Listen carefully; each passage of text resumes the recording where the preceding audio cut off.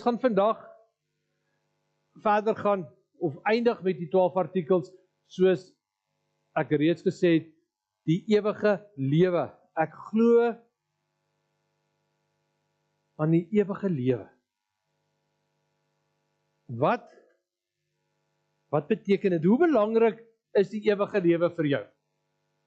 Baie belangrik, bietjie belangrik, glad nie belangrik nie. Hoeveel keer in 'n week dink jy aan die ewige lewe wat jy het? Dink jy miskien eenmal 'n maand aan, o ja, die ewige lewe? Dink jy ooit aan die ewige lewe? Dis nie iets wat altyd in ons gedagtes is nie, en as ons van die ewige lewe begin praat, dan moet ons die opvolgvraag vra, wanneer begin die ewige lewe? Want as ek dit kan uitklaar, dan weet ek, hoe moet ek dink oor die ewige lewe? Dan moet ek dink, dan kan ek sê, maar ek dink daagliks daaraan, want dit het daai tyd begin, of dit moet ergens in die toekoms wees, dan sal ek daaroor begin dink. So dink jy oor die Heilige Gees, ja, ek hoop julle dink oor die Heilige Gees, maar dink jy oor die ewige lewe? En het jy al vir jouself uitgeklaar, wanneer begin my ewige lewe? En is dit belangrik om oor die ewige lewe te praat? Want dis die 12de artikel van 12 artikels. Hy is heel onder. Is dit omdat hy nie so belangrik is nie? Dis hoekom ons nie daaraan dink nie, dis hoekom ons nie daarop fokus nie?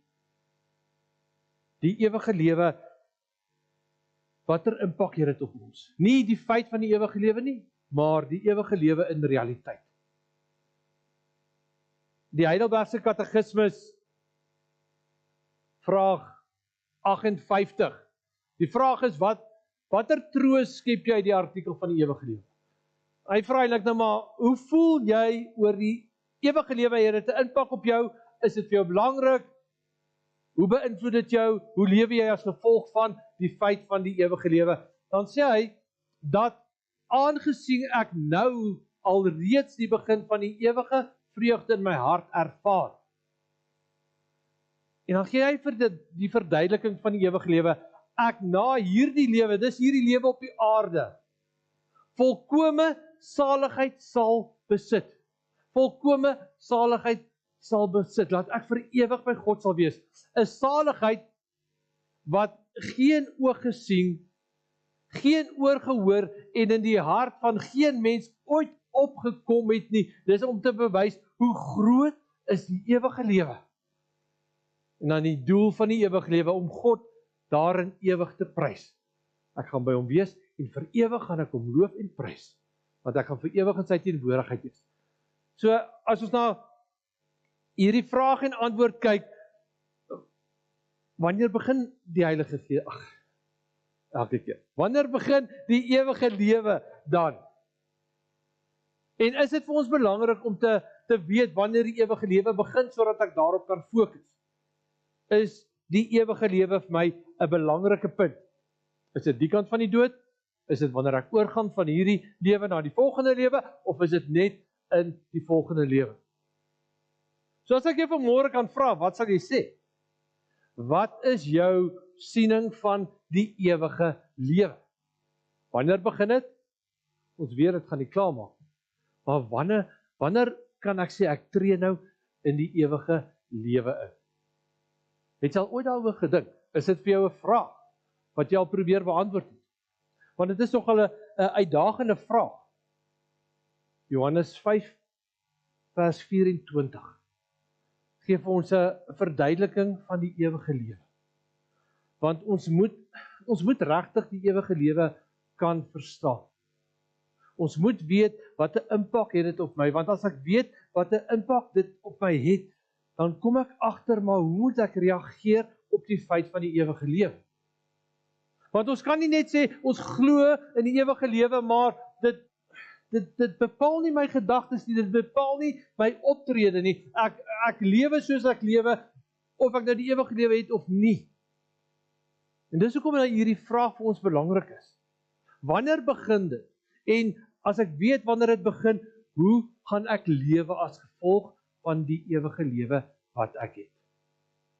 So kom ons kyk na Johannes 5 vers 24. Dit verseker ek julle wie luister na wat ek sê. Jesus praat met sy disippels. Dit verseker ek julle wie luister na wat ek sê en in hom glo wat my gestuur het die ewige lewe. Hy word nie veroordeel nie, maar het reeds uit die dood na die lewe oorgegaan. Hier's 'n paar uitwysings wanneer begin die ewige lewe vir ons. Soos Jesus sê, wie luister na wat ek sê? Wie luister na my woord? Wat het Jesus gesê? Wat ons nou gelees het, ek is die Christus. Ek is die gestuurde van die Vader. Ek is die Messias, die verlosser wat kom. Ek bring bevryding, ek bring nuwe lewe, ek bring hoop, ek bring 'n herstelde verhouding met God die Vader. Ek is die weg, die waarheid en die lewe. Niemand kom na die Vader toe behalwe deur my nie. Dis Jesus se woorde, glo in my, glo in hom wat my gestuur het. Dit verseker ek julle wie luister na wat ek sê en in hom glo wat my gestuur het die ewige lewe. Stem jy saam met my? Is dit regtig so eenvoudig? Ek glo wat Jesus sê en ek glo in die Vader wat Jesus gestuur het. Ek glo in die Vader, die Seun en die Heilige Gees. Daardeur kry ek die ewige lewe. Is dit 'n beskrywing van jou vanmôre? Glo jy dit wat Jesus sê? Glo jy dat jy vrygespreek is deur sy kruisdood? Dat jy nuut gebore is, dat jy kind van God is? Glo jy dit met alles in jou? Glo jy dat die Vader jou so liefhet dat hy Jesus gestuur het, sodat jy vrygespreek kan word, sodat jy kan leef? Want dan, volgens daai vers, het jy die ewige lewe. Maar dit beantwoord tog nie vir ons die vraag, wanneer begin die ewige lewe nie? Dit is 'n verduideliking van, hoe kry ons die ewige lewe, maar wanneer begin dit, en as ons daai vers bietjie uitmekaar uit gaan trek, dan sien ons die antwoord. Daar's 3 woorde wat ek graag bietjie uitmekaar uit wil trek, die wat gehoor het, die wat geglo het, en die wat die ewige lewe het. Nou die wat gehoor het en die wat geglo het is, die woord is 'n present participle active. Dit is 'n woord wat as gevolg van 'n handeling wat ek doen. Omdat God na my toe kom, omdat Jesus met my spreek, omdat hy aan die kruis gesterf het, omdat daai goed reeds gebeur het, kom hy na my toe en hy sê, maar dit is die waarheid. Nou sê ek glo. Ek aanvaar dit. Ek aanvaar Jesus se woorde as die waarheid. Nie 'n stukkie van die waarheid nie, die volle waarheid. Ek aanvaar dat die Vader my liefhet en dat ek deur Jesus met hom verbind is, verenig is, dat ek nou kind van God is vir altyd. Ek glo dit. Dit is iets wat gebeur het en nou antwoord ek daarop. As jy vandag daarop antwoord, deur dit wat God vir jou sê, hoe hy met jou spreek, hoe hy jou uitdaag, jou uitroep, al jou oproep, wie sê jy is ek? En as jy vanmôre kan sê, U is die Christus, U is die Seun van God, en as jy dit sê met totale oortuiging, met geloof in jou hart, dan kom die derde woord in spel. Want die derde woord is 'n present indicative active. Dit is iets wat nou gebeur. So as jy glo, wie luister na wat ek sê, dit glo, wie glo in hom wat my stuur, en jy sê ek glo dit, dan ontvang jy die ewige lewe nou. Dis nie 'n toekomstige woord nie, dis 'n teenswoordige woord. Dis wat nou gebeur. So wanneer begin die ewige lewe vir ons? Sodra ek bely, Jesus is my Here. Hy is my verlosser. Sodra ek bely, maar sy Vader is my Vader en deur hom is ek gered. Dan begin die ewige lewe nou. En watter impak het dit op ons? Die ewige lewe is die lewe met God. Dis 'n lewe in God se teenwoordigheid. Dis 'n lewe in ewigheid. Want jy is met God. Daarom kan dit nie net eendag wees nie. Daarom kan ek nie net hoop dat eendag gaan ek dit sien en eendag gaan ek dit beleef nie, want ek staan nou in 'n verhouding met God. Jesus is nou my verlosser, sy Vader is nou my Vader. En daarom leef ek nou reeds in die ewige lewe. En ek dink dit is wat die 12 artikels vir ons ook probeer sê. En dat ons nou so vinnige skemaatjie kan kyk van die 12 artikels. Die eerste 11, ons het dit nou deurgelees. Dit verwys na die Vader, dit verwys na die Seun en die werk van die Seun, dit verwys na die Heilige Gees, dit verwys na ons sondes wat vergewe is, die opstanding van die vlees. En dan kom daai finale belydenis en die ewige lewe. Laat God alles in plek geplaas het. En die 12 artikels gaan hom stap vir stap deur. En dan kom ons by daai laaste punt. En die ewige lewe.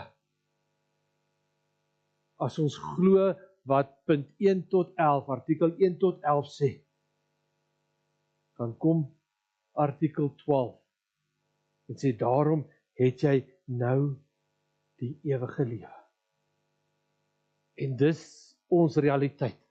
Nou dit is vir ons vreemd, want ons dink aan tydelike goed. Tydelik is 70, 80, 90 jaar wat ons op hierdie aarde leef. En hoe kan ons nou sê, ek glo in die Heilige, ek glo elke keer die Heilige Gees, ek glo aan die ewige lewe. Want dis wat ek nou beleef. Wat help dit ons? Voel jy opgewonde? Wil jy nou op en af spring want ek het die ewige lewe? Volgens die woord van God het ek die ewige lewe. Volgens ons belydenis het ek die ewige lewe. Deur Christus, deur die werk van die Vader. Hoe voel jy daaroor? Wil jy op en af spring? Watter impak het dit op ons? Wat help dit? Wat help dit ons? Ek wil vir ons hierdie gedeelte lees en kom ons blaai na hierdie gedeelte toe, 1 Korintiërs 2 vers 7 tot 16. Nou die vraag is die ewige lewe. Die uitdaging is, wat doen ek met die ewige lewe wat ek het? Nou het ek dit. Nou hoe reageer ek dan? Wat beteken dit vir my? Watter uitdagings is daar vir my? Watter motiverings? 1 Korintiërs 2 vers 7. Paulus praat oor sy bediening. Hy sê wat ons verkondig is die wysheid van God. Die verborge waarheid wat bedek was en wat God van ewigheid af vir ons voorbestem het tot ons ewige heerlikheid. Julle kan sien waartoe verwys hy.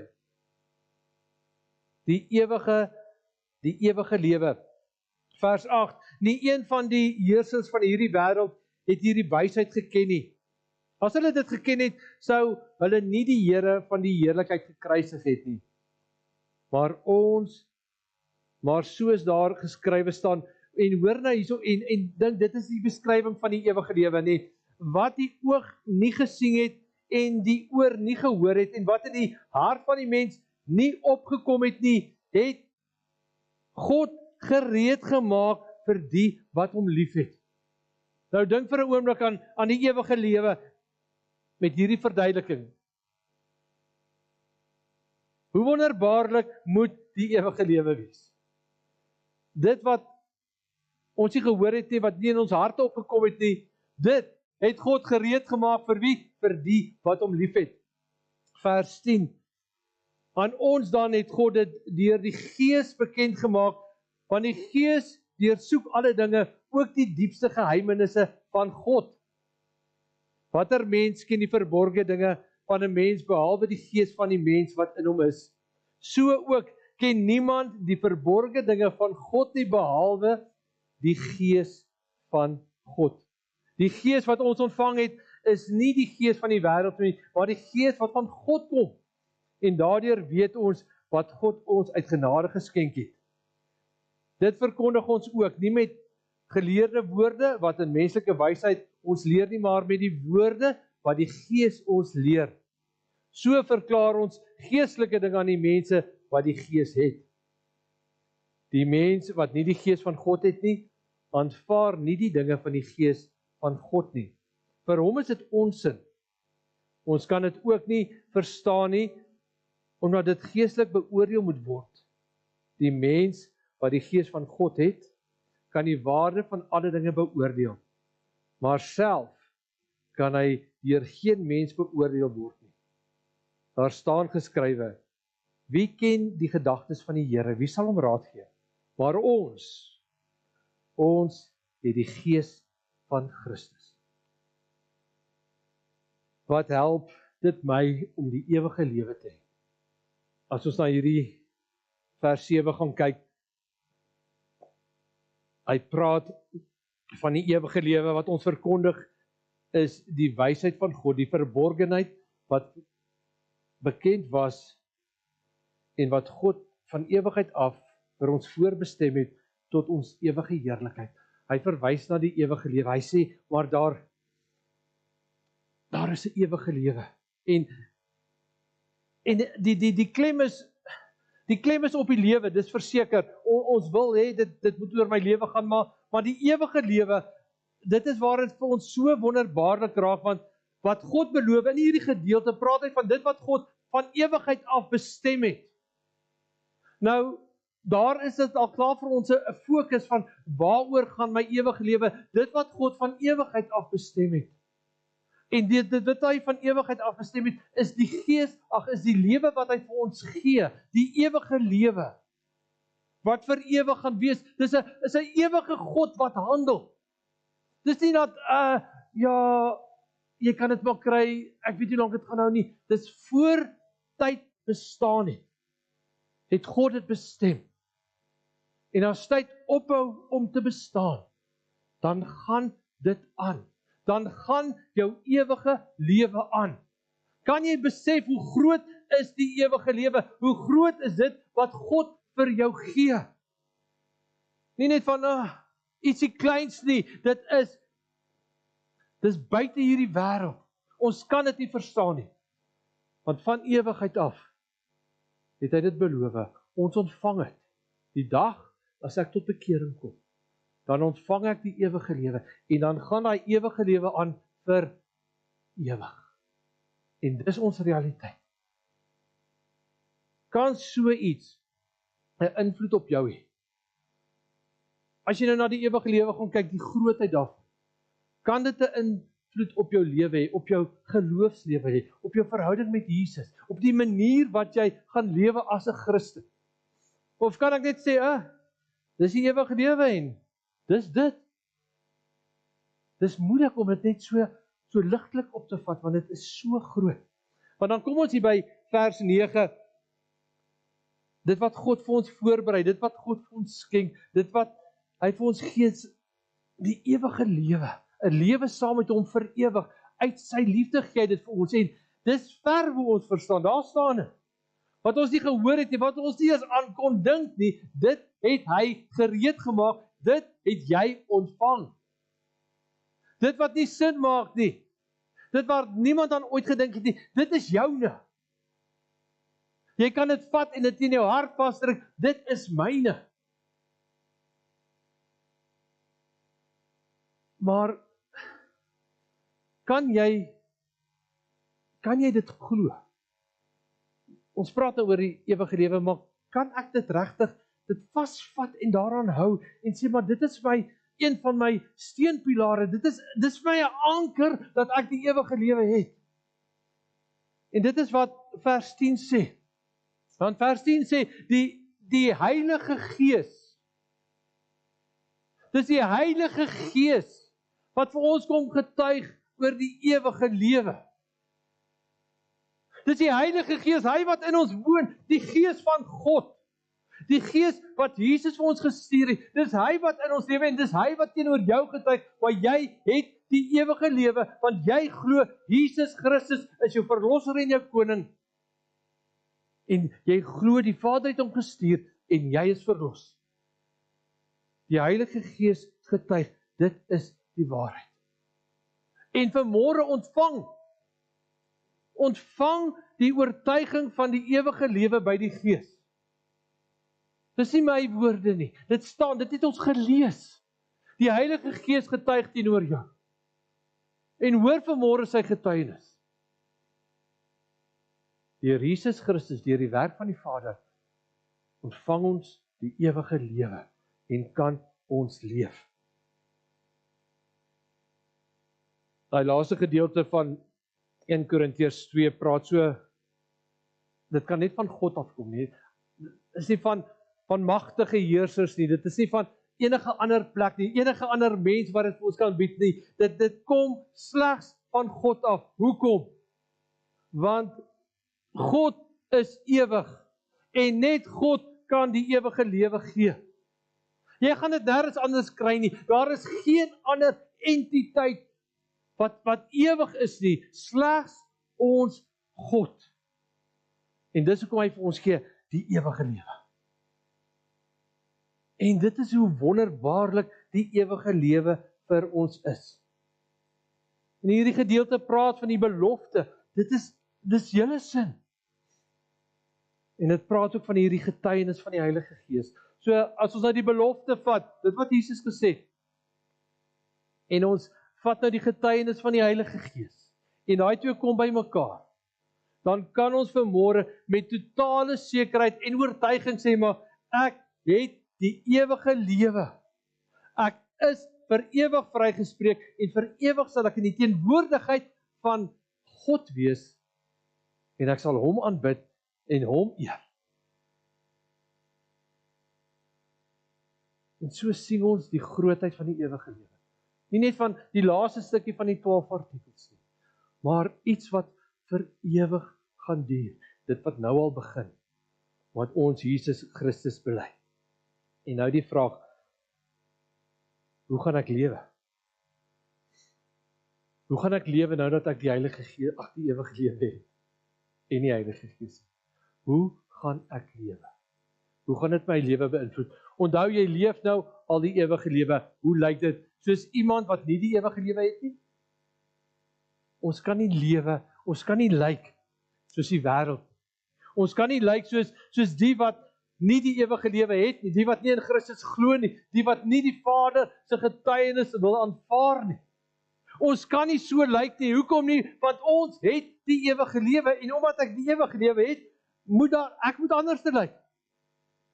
Daar moet 'n ander vreugde in my wees, daar moet 'n ander opgewondenheid in my wees, dit kan nie net 'n gewone mens wees nie, ek is anders.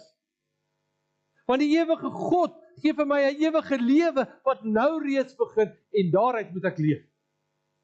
Nou, hoe lewe ek daaruit? Dis ons uitdaging. God gee vir ons alles, hy stel alles in plek. Hy sê, maar hoe gaan jy nou lewe? Ek het 'n paar punte hierso. Lewe met 'n verwagting. Ja, ek het die ewige lewe. Ek het die ewige lewe. Watter verwagting moet daar in my hart wees? Want hoe gaan die ewige lewe lyk? Meer as wat ons kan dink of ooit gehoor het, wat nooit in ons gedagtes opgekom het nie. Dit is die ewige lewe. Hoe gaan dit wees?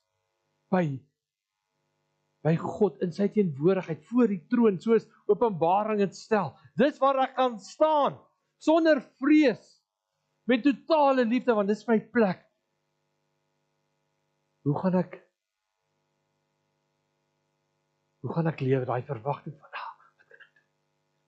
Kyk wat het ek? Verwagting, sekerheid.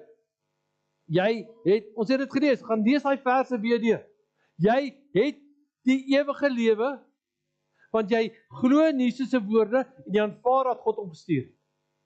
By sekerheid, ek het 'n ewige sekerheid, nie net van vir die volgende 5 jaar sal dit daarom goed gaan nie. 'n ewige sekerheid, dis wat jy het. Hoe lewe jy nou omdat jy 'n ewige sekerheid het? In sekerheid. Dit is die waarheid. Ek glo dit, ek lewe dit. In geloof. Geloof is dit waarvan ek seker is, waarvan ek oortuig is. Dit wat ek nog nie eens kan sien nie, maar ek hou daaraan vas. Dis wat geloof is.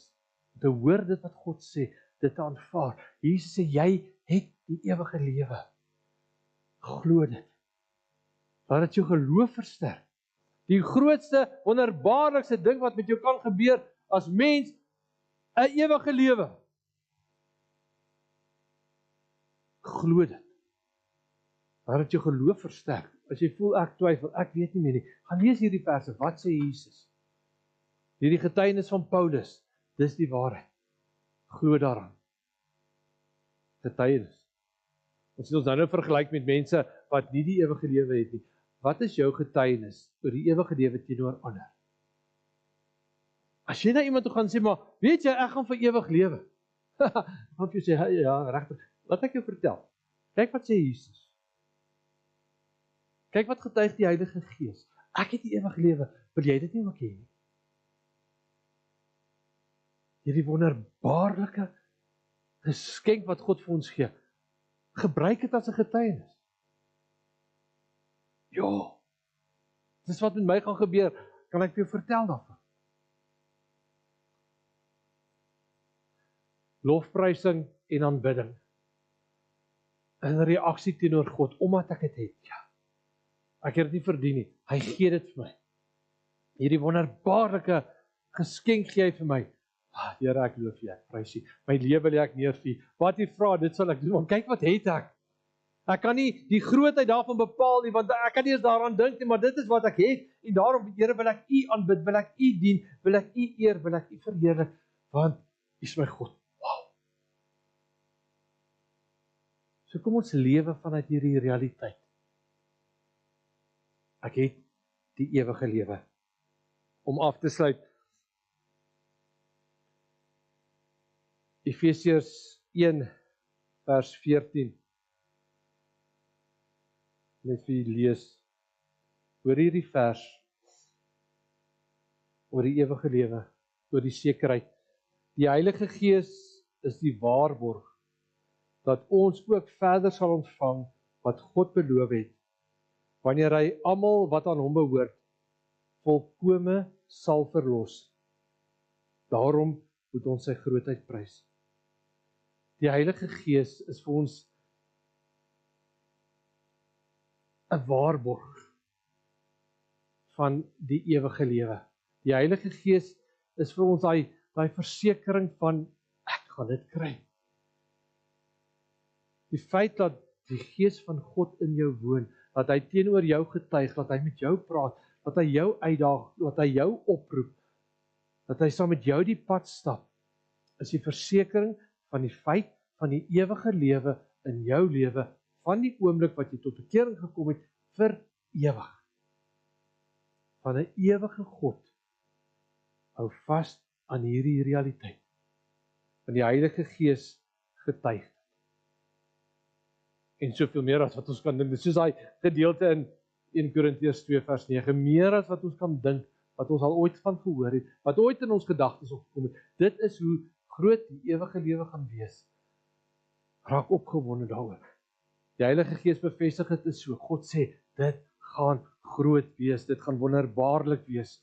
Raak opgewonde, en daarom dat die ewige lewe jou motiveer vir meer en meer. Die ewige lewe is nie nou kan ek rustig op 'n stoel gaan sit en voetjies opsit, ek het die ewige lewe, nou wag ek maar daarvoor nie. Nee, hierdie wonderbaarlikheid van die ewige lewe motiveer my, daag my uit, roep my op, vir meer en meer en meer, om meer te lewe vir die Here, om groter opgewondenheid te hê, om groter gehoorsaamheid te hê, om groter heiligheid te hê, om meer en meer te lewe vir my Here, om meer te getuig oor hom, om vir die wêreld te vertel, maar ek het die ewige lewe. Dit is wat dit beteken. Dis hoe jy dit kry. Die Heilige Gees sê vir jou, ek is die versekering dat jy dit gaan kry. Dis wat ek het en dis wat ek lewe. Dis nie van ek kan terugsit en sê, ek het dit. Omdat ek dit het, dat dit my aanspoor om te lewe vir U en vir U alleen. Kom ons gaan bid dit. Gaan 'n tyd gee van stil gebed waar jy bid en sê, Here, dankie. Dankie dat ek kan glo, dat ek die ewige lewe het. Help my om daaruit te leef, want U is 'n ewige God.